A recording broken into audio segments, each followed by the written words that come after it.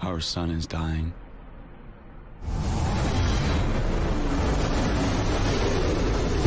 Captain! Pineda!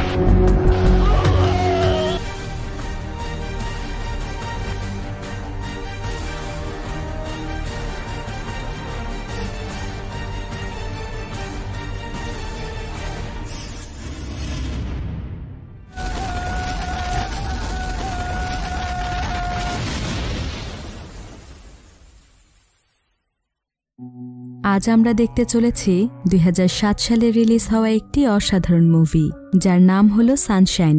এটি মূলত একটি সায়েন্স ফিকশন থ্রিলার মুভি যার গল্পটি অনেক ইউনিক। মুভিটির IMDb রেটিং 7.2 আউট অফ 10 এবং রোটেন টমেটোসে মুভিটি 76% ফ্রেশ রয়েছে। সূর্যবিহীন পৃথিবী কেমন হতে পারে সেটাই খুব সুন্দরভাবে ফুটিয়ে তোলা হয়েছে এই মুভিটিতে। তাহলে চলুন শুরু করা যাক সানশাইন মুভিটির এক্সপ্লেনেশন। তো গল্পটি শুরু হয় ভবিষ্যৎ পৃথিবীতে। সালটা ছিল 2057। এটা ছিল ঠিক সেই সময় যখন আমাদের সূর্য ধীরে ধীরে নিষ্ক্রিয় হয়ে যাচ্ছিল, যার ফলে সূর্যের আলো এবং তাপ অনেক কমে গিয়েছে। তাই বর্তমানে পৃথিবীতে সূর্যের আলো অনেক কম আসছে, যার কারণে পৃথিবীর তাপমাত্রাও কমতে শুরু করেছে। ফলে পুরো পৃথিবী এখন বরফের চাদরে ঢাকা পড়েছে। এভাবে চলতে থাকলে খুব শীঘ্রই পৃথিবীতে আর সকাল হবে না, যার ফলে পৃথিবী ঘন অন্ধকারে ঢাকা পড়বে, এমনকি পৃথিবী বসবাসের অনুপযোগী হয়ে উঠবে। এ সময় বিজ্ঞানীরা সূর্যের উপর রিসার্চ করে জানতে পেরেছে সূর্যের মধ্যে যদি নিউক্লিয়ার বোম ব্লাস্ট করা যায় তাহলে সূর্য আবার তার প্রাণ ফিরে পাবে, অর্থাৎ সূর্য আবারও ঠিক হয়ে যাবে আর পৃথিবী এক নতুন রূপ ধারণ করবে। তাই কয়েকজন বিজ্ঞানীরা নিষ্ক্রিয় হতে থাকা সূর্যের মধ্যে নিউক্লিয়ার বোম ব্লাস্ট করার সিদ্ধান্ত নেয়, যাতে করে খুব বেশি দেরি হয়ে যাওয়ার আগেই তারা পৃথিবীকে ধ্বংসের হাত থেকে বাঁচাতে পারে। আর এই উদ্দেশ্যকে মাথায় রেখেই তারা বেরিয়ে পড়ে মহাকাশের এক দুঃসাহসিক অভিযানে। তাদের স্পেসশিপটির নাম ছিল ইকেরাস 1।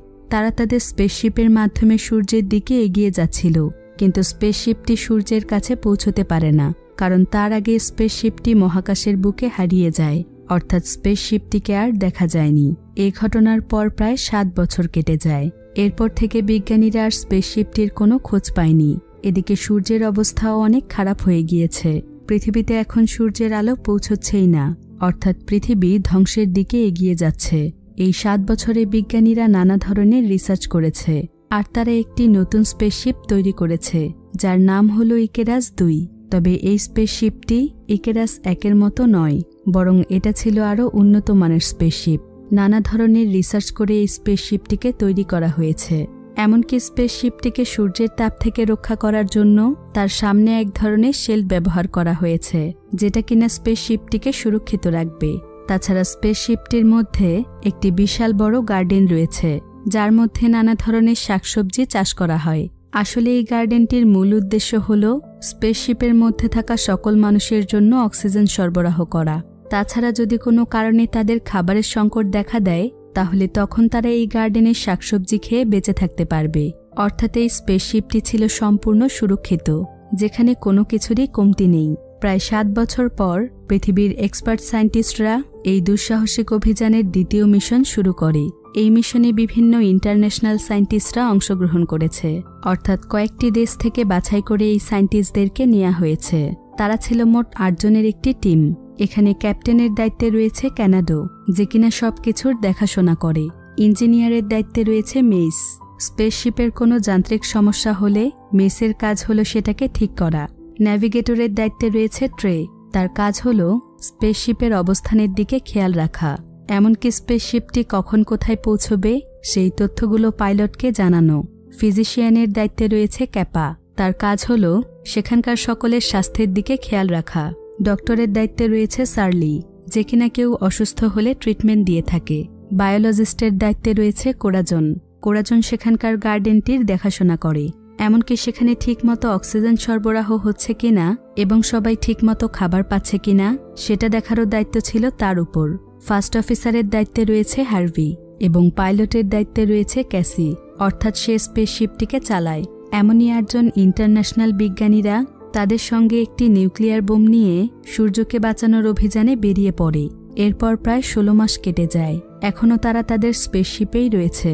কারণ তারা তাদের গন্তব্যস্থলে পৌঁছয়নি, কিন্তু দেখতে দেখতেই তাদের স্পেসশিপটি ডেঞ্জার জোনের মধ্যে চলে আসে, কারণ এই জায়গাটিতে সূর্যের আলো অনেক তীব্র আকার ধারণ করবে, যার হাই ফ্রিকোয়েন্সির কারণে তাদের সঙ্গে পৃথিবীতে থাকা কন্ট্রোল রুমের যোগাযোগ বন্ধ হয়ে যাবে।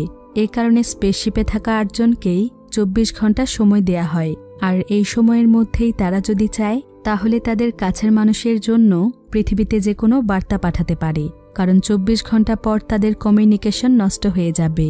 এরপর তারা চাইলেও পৃথিবীতে আর কোনো বার্তা পাঠাতে পারবে না। সবার প্রথমে বার্তা পাঠাতে যায় ফিজিশিয়ান ক্যাপা। সে বলে, আমরা পৃথিবীকে বাঁচানোর মিশনে যাচ্ছি, আর কখনো পৃথিবীতে ফিরতে পারবো কিনা সেটা আমরা জানি না, তবে হ্যাঁ, আমরা আমাদের পুরোটা দিয়ে পৃথিবীকে বাঁচানোর চেষ্টা করব। এরপর ক্যাপা তার পরিবারকে নিয়ে কথা বলতে শুরু করে। সে তার পরিবারের কাছে তার অনুভূতি শেয়ার করছিল। দেখতে দেখতেই প্রায় অনেক সময় কেটে গিয়েছে, কিন্তু ক্যাপার কথা এখনও শেষ হয়নি। এক পর্যায়ে দেখা যায় ক্যাপার জন্য বাকি সবাই তাদের প্রিয়জনদের কাছে বার্তা পাঠাতে পারে না, কারণ ক্যাপাই পুরো সময় জুড়ে তার অনুভূতিগুলো বলেই যাচ্ছিল। তাই বার্তা পাঠানোর সময় এখন শেষ হয়ে গিয়েছে। এতে বাকি সদস্যরা ক্যাপার উপর অনেক রেগে যায়, কিন্তু সবচাইতে বেশি রেগে যায় মেস। তাই সে ক্যাপাকে মারতে শুরু করে, কিন্তু বাকি সদস্যরা মেসকে থামায়। তবে মেসের রাগ কিছুতেই কমছিল না। আসলে অনেকদিন যাবৎ স্পেসশিপের মধ্যে থাকার কারণে মেসের মস্তিষ্কে এক ধরনের মেন্টাল প্রেশার ক্রিয়েট হয়েছে। তাই ডক্টর সার্লি মেসকে কিছু সময়ের জন্য স্পেসশিপের অক্সিজেন রুমে থাকার পরামর্শ দেয়। মেস তখন সেখানে চলে যায়। সেখানে যাওয়ার পর মেস তার মনে অনেক প্রশান্তি লাভ করে, কারণ সেই জায়গাটি ছিল প্রাকৃতিক সৌন্দর্যে ঘেরা। সেখানে আবার মৃদু বাতাস বইছে। শান্ত প্রকৃতির স্পর্শে মেসের মন ভালো হয়ে যায়, কারণ তার কাছে মনে হচ্ছিল সে এখন পৃথিবীতেই আছে। মেস তখন ক্যাপার কাছে আসে, আর সে তার কাছে ক্ষমা চায়, কারণ সে রাগের মাথায় তাকে মেরেছিল। তবে এখন সে তার ভুল বুঝতে পেরেছে। ক্যাপা তখন তাকে ক্ষমা করে দেয়। অন্যদিকে আমরা ডক্টর সার্লিকে দেখতে পাই, যে কিনা স্পেসশিপের একটি রুমে বসে সূর্যকে অনেক কাছ থেকে দেখছিল। তবে এটা ছিল সূর্যের একটি ফিল্টার ইমেজ, যেটা মূল তাপমাত্রা থেকে 2% কমিয়ে কাস্টমাইজ করে স্পেসশিপের মধ্যে দেখানো হচ্ছে। তাদের স্পেসশিপটির মধ্যে একটি এআই কম্পিউটার রয়েছে, যেটা কিনা রোবটের মতোই কাজ করে। অর্থাৎ এই কম্পিউটারকে যা কিছুই বলা হবে, সঙ্গে সঙ্গে স্পেসশিপটির মধ্যে সেটাই ঘটবে। সার্লি এখানে সূর্যের আসল রূপকে দেখার জন্য বিভোর হয়ে গিয়েছিল। তাই সে এআই কম্পিউটারকে ফিল্টার ইমেজকে 4 গুণ বাড়িয়ে দিতে বলে, যাতে করে সে সূর্যের আসল সৌন্দর্যকে উপভোগ করতে পারে। কিন্তু এআই কম্পিউটার তাকে জানায় এত পরিমাণ আলো তার চোখের জন্য অনেক ক্ষতিকারক হবে, কারণ খালি চোখে মানুষ 2% সূর্যের আলোকেই সহ্য করতে পারে। কিন্তু ডক্টর সার্লি সূর্যকে দেখার নেশায় এতটা বিভোর ছিল যে সে স্পেসশিপের ফিল্টার ইমেজকে 4 গুণ বাড়িয়ে দেয়, আর সূর্যের আলোকে কাছ থেকে উপভোগ করতে পারে। এই আলোর মধ্যে সার্লি এক ধরনের মোহ খুঁজে পেয়েছিল, তাই সে বারবার একই কাজ করে। তবে এই কাজের ফলাফল তার চেহারায় ভেসে ওঠে, কারণ তার মুখের চামড়া একদম জ্বলে গিয়েছে। তবে সেখানে থাকা বাকি সদস্যরা এটা বুঝতে পারছিল না যে সার্লির চেহারা কেন এমন হয়ে যাচ্ছে। এদিকে তাদের স্পেসশিপটি সূর্যের সবচাইতে নিকটতম গ্রহ বুধের একদম কাছাকাছি চলে এসেছে। কিন্তু এখানে এসে তারা ইকেরাস এক স্পেসশিপের সিগন্যাল পাচ্ছিল, যেটা প্রায় 7 বছর আগে নিখোঁজ হয়ে গিয়েছে। এতে তাদের সকলের কাছেই মনে হয় যে সে স্পেসশিপের মধ্যে থাকা মানুষেরা এখনও জীবিত আছে, তা না হলে তো কেউ সেখান থেকে সিগন্যাল পাঠাতে পারত না। তবে সবচাইতে বড় প্রশ্ন হচ্ছে, একটি স্পেসশিপের মধ্যে 7 বছর ধরে মানুষ কিভাবে জীবিত থাকতে পারে। তারা সবাই এখন এ ব্যাপারেই ডিসকাস করছিল। তখন তাদের বায়োলজিস্ট কোরাজন তাদেরকে বলে, আমার মনে হয় ইকেরাস এক স্পেসশিপটির অক্সিজেন সেকশন বেঁচে গিয়েছে, কারণ এই সেকশনেই তো অক্সিজেন এবং খাবার উৎপাদিত হয়। আর খাবার এবং অক্সিজেন সঙ্গে থাকলে 7 বছর মানুষের বেঁচে থাকাটা কোনো কঠিন বিষয় নয়। এখন তারা সবাই অনেক দ্বিধাদ্বন্দ্বে পড়ে যায়, কারণ তারা বুঝতে পারছিল না যে তাদের কি এখন তাদের মিশনে যাওয়া উচিত, নাকি সময় নষ্ট করে ইকেরাস একে থাকা জীবিত মানুষদেরকে উদ্ধার করা উচিত। মেস তখন তাদের সবাইকে বলে, আমরা পুরো পৃথিবীকে বাঁচানোর মিশনে এসেছি, তাই আমাদেরকে আমাদের লক্ষ্য ঠিক রাখতে হবে। এখন যদি আমরা আবার আলাদা একটি মিশনে যাই, তাহলে সেটা আমাদের জন্য বিপজ্জনক হতে পারে। তাই আমাদের উচিত আমাদের লক্ষ্যে এগিয়ে যাওয়া। এ বিষয়ে তাদের প্রত্যেকেরই মতামত ভিন্ন ভিন্ন ছিল। তাই তারা সবাই মিলে ফিজিশিয়ান ক্যাপার উপরে এই সিদ্ধান্ত দিয়ে দেয়। এরপর ক্যাপা তার অভিজ্ঞতাকে কাজে লাগিয়ে এ বিষয়গুলোকে ক্যালকুলেট করতে শুরু করে। সে অনেক সময় ধরে বিষয়গুলো নিয়ে চিন্তা করে। এরপর সে সিদ্ধান্ত নেয় তাদের ইকেরাস এক স্পেসশিপে যাওয়া উচিত, কারণ তাদের কাছে মাত্র একটাই নিউক্লিয়ার বোম আছে, যেটা তারা সূর্যের মধ্যে বিস্ফোরিত করবে। কিন্তু তারা যদি ইকেরাস এক স্পেসশিপে যায়, তাহলে সেখানে কোনো মানুষ না থাকলেও তারা আরও একটি নিউক্লিয়ার বোম পাবে। ফলে তাদের প্রথম নিউক্লিয়ার বোমটি যদি কাজ না করে, তাহলে তাদের কাছে আরও একটি সেকেন্ড চান্স থাকবে। ক্যাপা তাদের সবাইকে বিষয়টি খুলে বলে। এরপর সকলেই তখন ক্যাপার সিদ্ধান্তের সঙ্গে একমত হয়। এখন সেখানে যাওয়ার সম্পূর্ণ দায়িত্ব পড়ে ট্রের উপর, কারণ ট্রে হলো তাদের নেভিগেটর, আর সেই এখন ইকেরাস একে যাওয়ার রাস্তা নির্ধারণ করবে। তাই ট্রে তার কাজ শুরু করে দেয়। সে স্পেসশিপের রাস্তা ক্যালকুলেট করতে থাকে। এরপর ট্রের নির্দেশিত রাস্তাতেই স্পেসশিপটিকে পরিচালনা করা হচ্ছিল। কিন্তু অতিরিক্ত টেনশন এবং প্রেসারে ট্রে একটি গুরুত্বপূর্ণ বিষয় ক্যালকুলেট করতে ভুলে যায়, আর সেটা হলো তাদের স্পেসশিপটি এখন যেই রাস্তা দিয়ে যাচ্ছে, সেই রাস্তায় সূর্যের আলো এবং তাপমাত্রা কেমন হতে পারে সেটাই সে ক্যালকুলেট করতে ভুলে গিয়েছে। তাই তাদের স্পেসশিপটি কিছু দূর যাওয়ার পর সূর্যের অতিরিক্ত আলো এবং তাপমাত্রা স্পেসশিপটির গায়ে লাগতে শুরু করে, যেটা স্পেসশিপটির প্রোটেকশন শিল্ড সহ্য করতে পারে না, যার ফলে শিল্ডটির প্রথম 4টি স্তর ড্যামেজ হয়ে যায়। এরপর থেকে স্পেসশিপের মধ্যে একের পর এক সমস্যা দেখা দিচ্ছে। তখন ক্যাপ্টেন কানাডা এবং ক্যাপা শিল্ডগুলোকে ঠিক করার জন্য স্পেসশিপ থেকে বাইরে চলে আসে। কিন্তু স্পেসশিপের ভেতর থেকে ক্যাসি তাদেরকে ডিরেকশন দিচ্ছিল।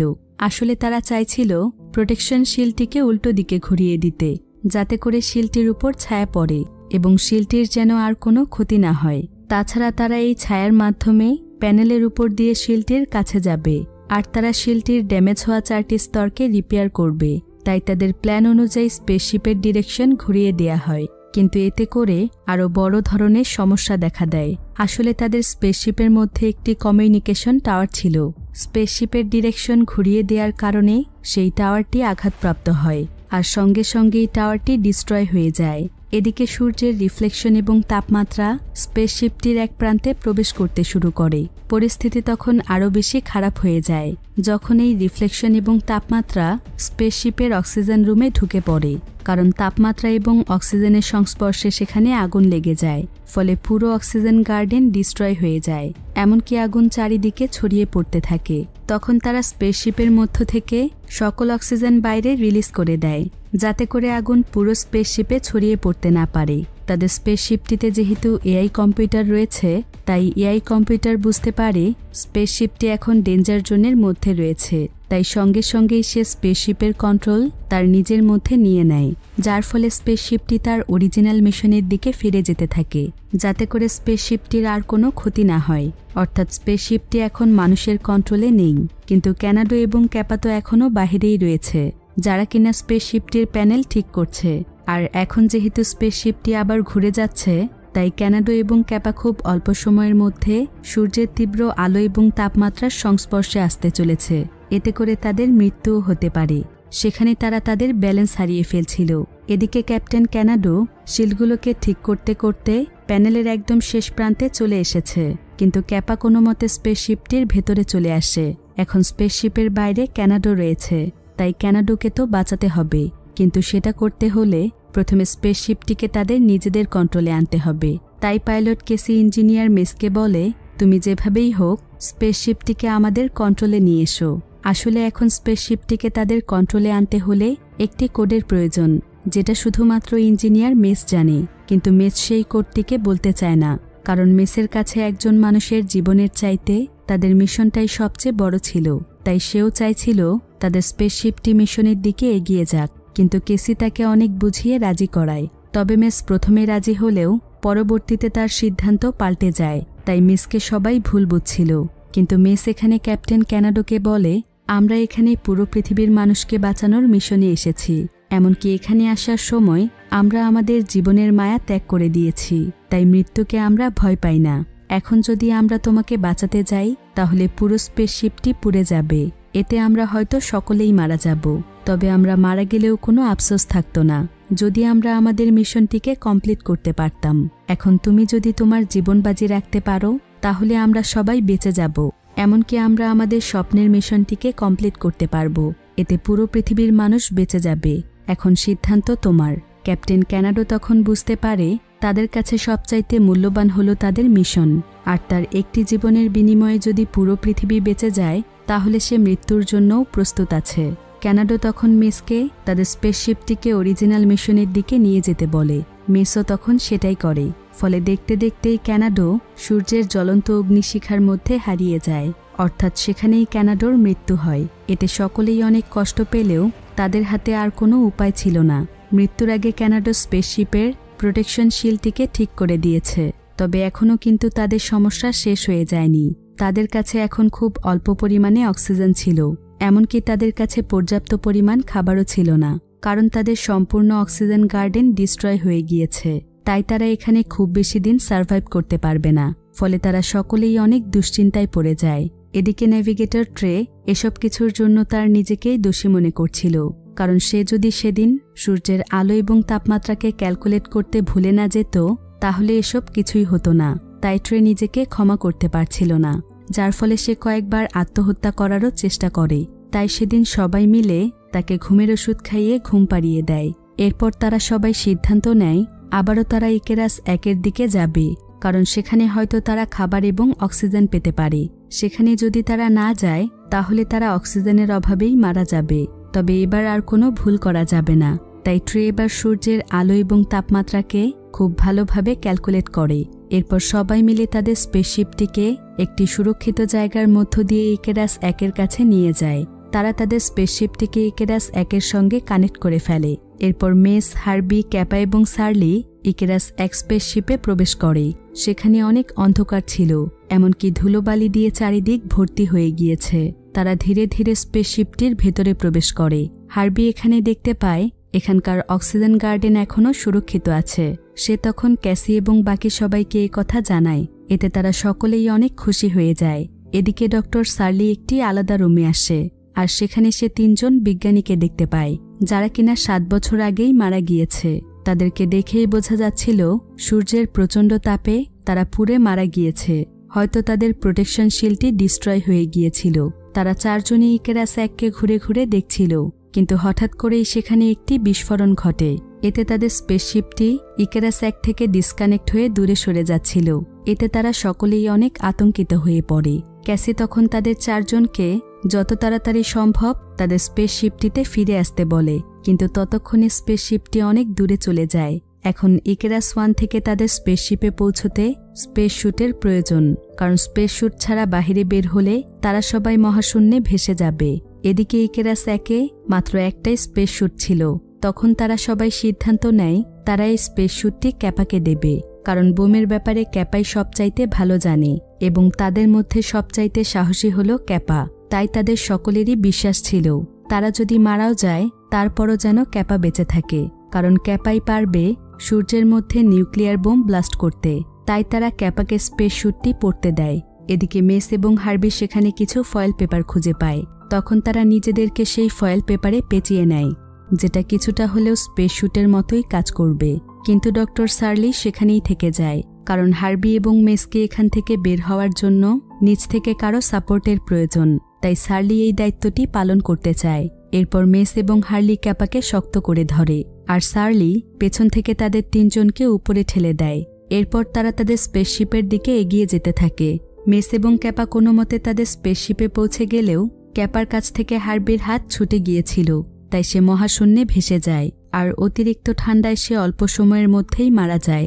এদিকে ডক্টর সার্লি ইকেরাস 1-এর অবজারভেশন রুমে বসেছিল, আর যখনই ইকেরাস 2-এর প্রোটেকশন শিল্ড সেখান থেকে সরে যায় ঠিক তখনই সেখানে সূর্যের প্রচণ্ড তাপ প্রবেশ করতে থাকে। অতিরিক্ত আলো এবং তাপমাত্রার কারণে সেখানেই সার্লির মৃত্যু ঘটে।